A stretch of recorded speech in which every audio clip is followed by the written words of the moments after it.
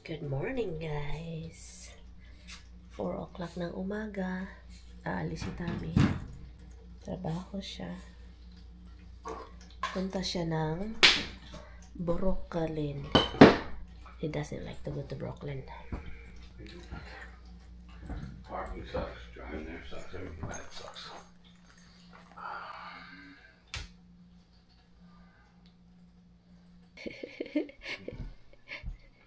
I don't know how you could break that. Huh? I don't know how you could break it. I don't know what I did.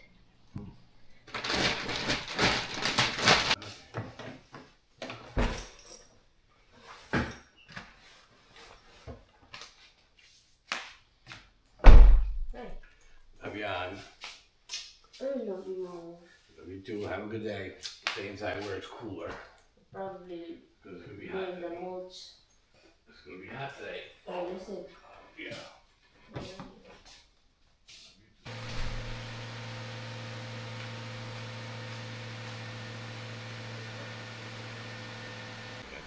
You're so handsome.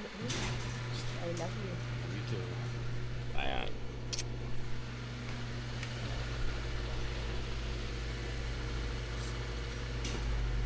Your light. Your light.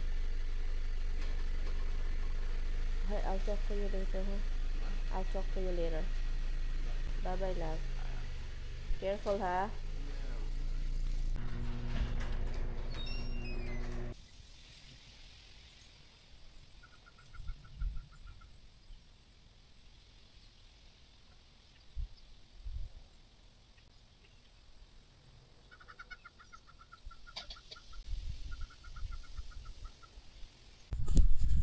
Tambay tayo dito, guys.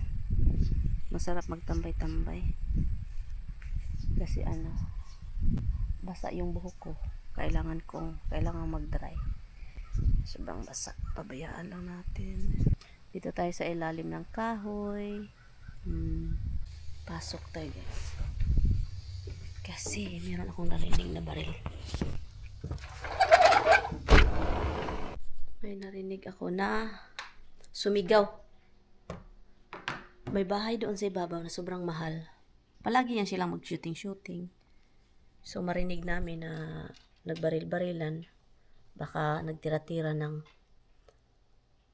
turkey or something or deer. Pero this time kakaiba. Kasi may sumigaw. Then pagkatapos niyan, tugs. Maniid lang ta, guys. Kaya yan yung mga ay nakakatakot. Maniid ta. Kasi yung bahay na yan is mahal. Ibig sabihin, ang nakatira dyan is milyonaryo. Milyon ang presyo ng bahay na yan. Sobrang laki, guys. Dun sa ibabaw, malaki din lupain. Kasi yun. My baby wants some 3Ds. Aduh. So, yun siya. So, kailangan lang nating maniid kasi hindi natin alam kung anong pangyayari. Good morning, guys. Ano ngayon? Thursday, wala si Tami, trabaho, ganun. Ang kamay ko. But anyway, so, trabaho si Tami. And, Thursday, very foggy pag mata ko, pagising ko, guys, very foggy. And, basa. So, which is good kasi hindi na talaga ako parang nag-ulan siya, guys. Nag-ulan. Turkey down. Down. You guys are heavy. Namiss ko ang Pilipinas. Guys. Gusto kong kakain ng mga isda talaga. Alam nyo, yung pinaka-paborito kong kainin isda. Presko na isda, guys. Yung simple na sabaw na maraming onion. Scallion ba? Green onion. Maraming kamatis. Malunggay. Isda. Tanglad. Yun lang yung gusto ko. Masaya na ako niyan.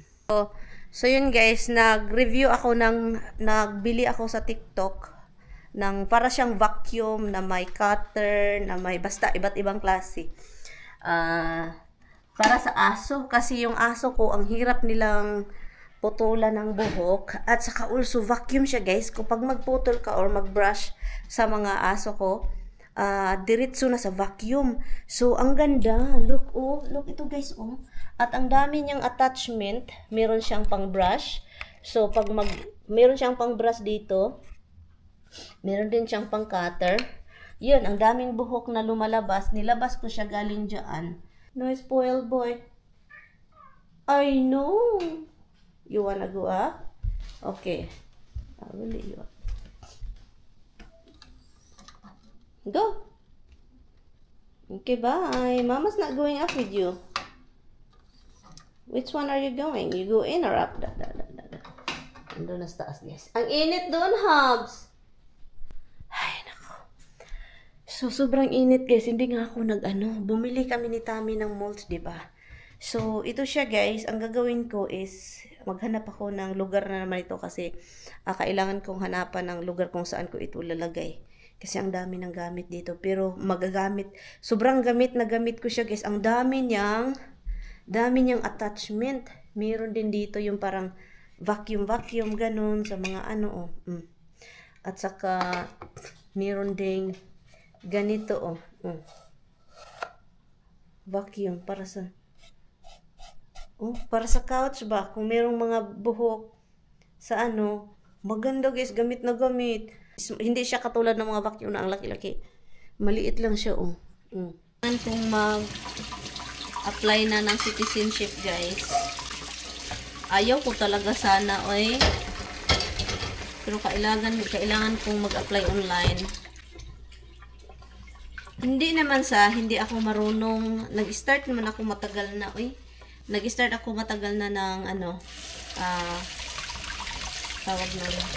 Yung exam ba, 'di ba? Meron silang app na yung parang pang study para makatun ka ba?